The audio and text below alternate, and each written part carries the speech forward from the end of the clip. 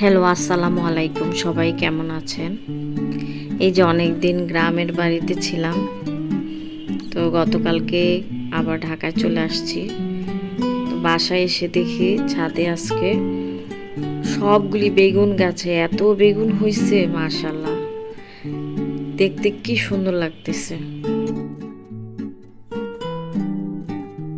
এই যে কিছু ঢেঁড়স গাছ বড় হয়েছে, অনেক গাছই মারা গেছে বৃষ্টিতে, কয়েকটা গাছ আছে নিজেদের খাওয়ার জন্য আর কি। এগুলিতে আসলে কোনো মেডিসিন দেওয়া হয় না, কোনো ওষুধপত্র ছাড়াই।